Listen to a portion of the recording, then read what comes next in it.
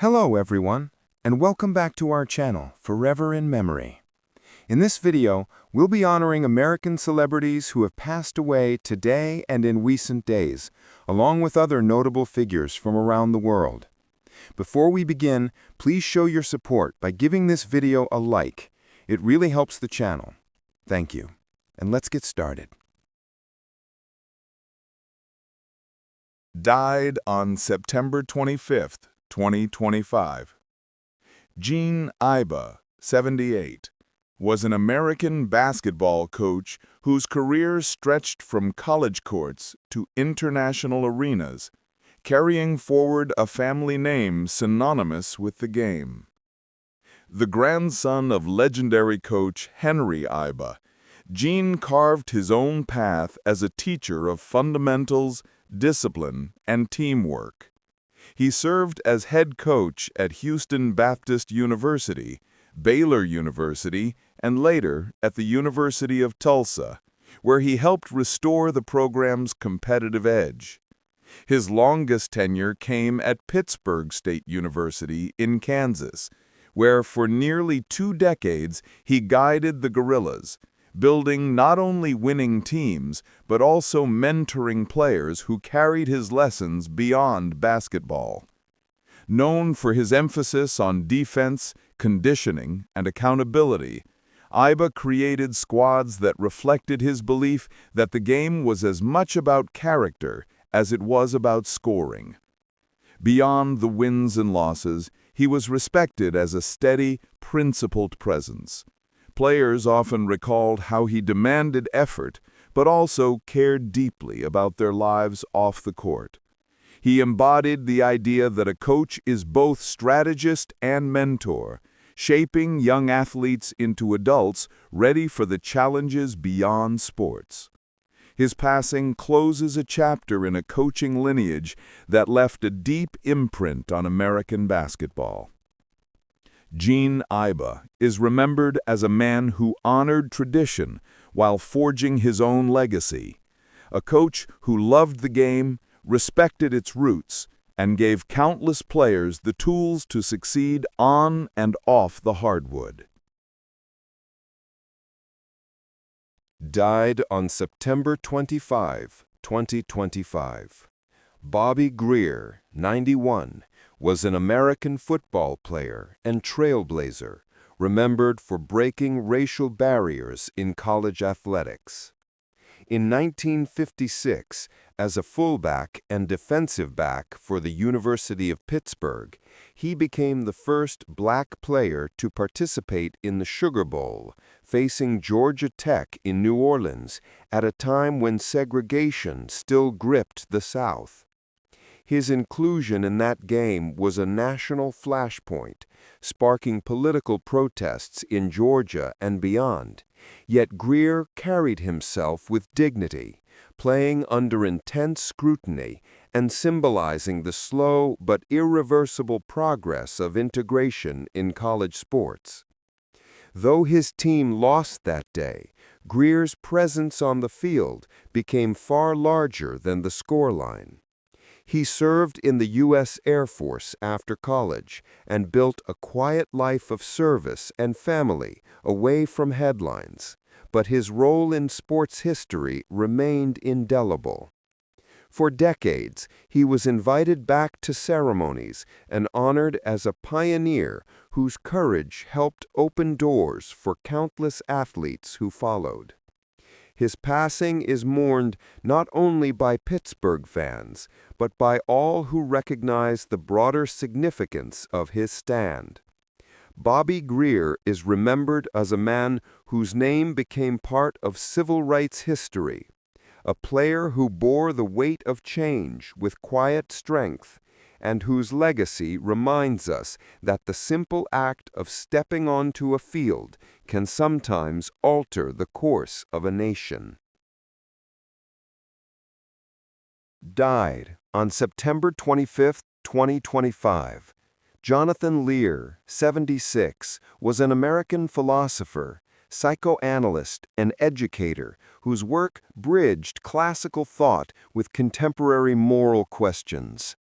A longtime professor at the University of Chicago, he became known for his elegant writings on Aristotle, Freud, ethics, and the fragility of human life, weaving together philosophy and psychoanalysis to explore what it means to live meaningfully.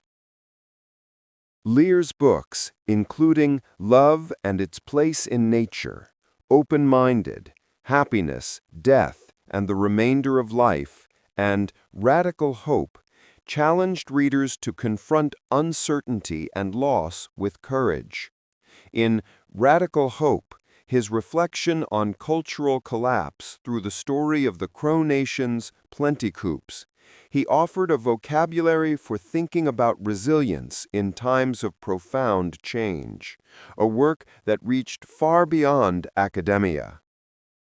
As a teacher, Lear was admired for clarity and depth, able to make ancient philosophy feel urgent in modern classrooms.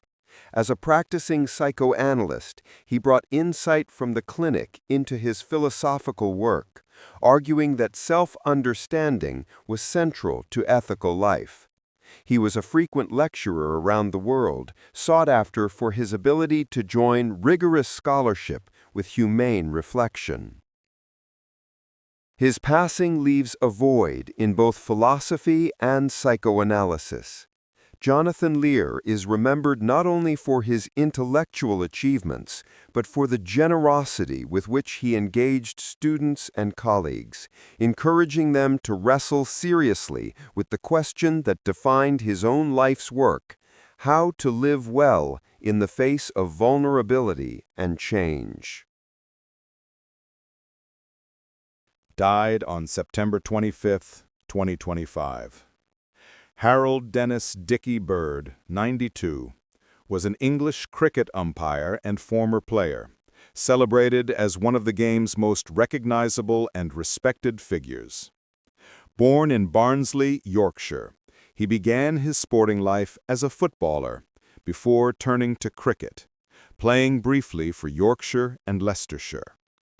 Yet it was as an umpire that he achieved worldwide fame, standing in 66 test matches and over 60 one-day internationals between the 1970s and 1990s. With his flat cap, expressive gestures, and no-nonsense Yorkshire humor, Bird became a beloved presence on cricket grounds from Lord's to Melbourne. He was renowned for his sharp eye, firm but fair decisions, and the trust he commanded from players of every nation. Beyond the boundary, he was admired for his modesty and warmth, never allowing global fame to dilute his Barnsley roots. In retirement, Bird wrote best-selling autobiographies, served as president of Barnsley Cricket Club, and remained a tireless ambassador for the sport. Honors followed, including an MBE and OBE, symbols of the respect he earned both within and beyond cricket. His death marks the passing of a true cricketing institution. Dickie Bird will be remembered not only for the matches he officiated, but for the humanity he brought to them, a man whose integrity, humor, and devotion to the game made him an enduring figure in cricket's history. Died on September 25, 2025. Jerome A. Cohen, 93, was an American legal scholar whose pioneering work introduced the study of Chinese law to the United States and shaped generations of legal and diplomatic understanding between the two countries. A graduate of Yale Law School and a former clerk to Chief Justice Earl Warren, he began his career as a traditional lawyer before his curiosity carried him toward Asia. In the 1960s, when few in the West had access to Chinese legal system, Cohen immersed himself in Mandarin and comparative law, producing groundbreaking research that opened new windows into a closed society. As a professor at the University of California, Berkeley, later at Harvard Law School, and finally at New York University, He trained countless students who went on to become diplomats, jurists, and scholars. His writings, clear, detailed, and deeply informed, set the standard for the field of Chinese legal studies in the West. Outside the academy, he worked as a practicing lawyer and consultant, advising governments, NGOs, and businesses on the complex intersections of law and policy in East Asia. Cohen was admired not only for his intellectual courage, but also for his moral clarity. He spoke out on human rights issues, defended dissidents, and believed that law should serve as a bridge across political divides. His mentorship extended far beyond classrooms, nurturing younger scholars with patience and generosity. His passing marks the end of a remarkable era in U.S.-China legal scholarship. Jerome A. Cohen is remembered as a trailblazer who combined rigorous scholarship with a conscience, a man who insisted that understanding another nation's legal system was not only an academic pursuit, but also an act of diplomacy and humanity. Died on September 24, 2025. Aron Bielski, 97, was the last surviving member of the Bielski Partisans, the Jewish resistance group in Nazi-occupied Belarus that saved more than 1,000 lives during the Holocaust.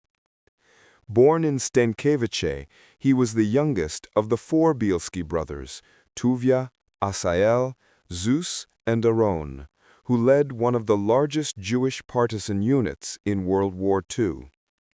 Though only a teenager during the war, Aron played his part in the forests of Belarus, helping the group build hidden camps, gather food, and protect refugees who streamed to the Bielskis for safety. Unlike many partisan units focused solely on combat, the Bielskis organized a community.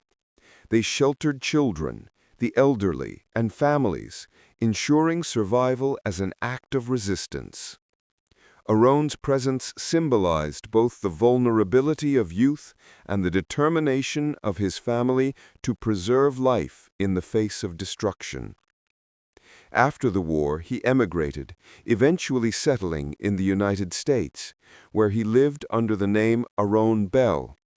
For decades, he lived quietly, but in later years he spoke publicly about his experiences in the forest, reminding audiences that resistance took many forms, and that the courage of ordinary people could defy extermination.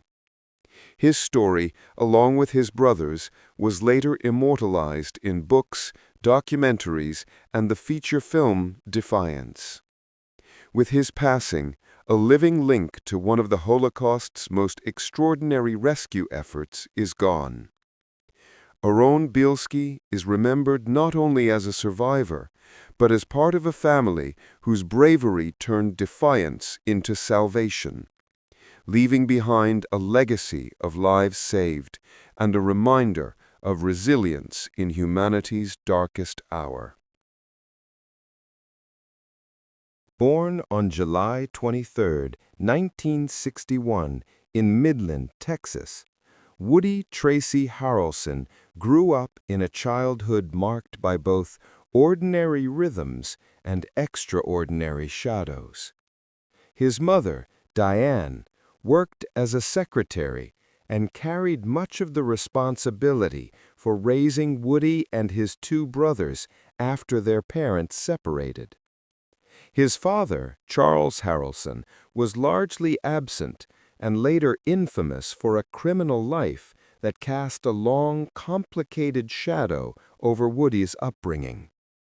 Despite these challenges, he developed an early resilience, a sharp wit, and a natural sense of humor that would later become central to his identity.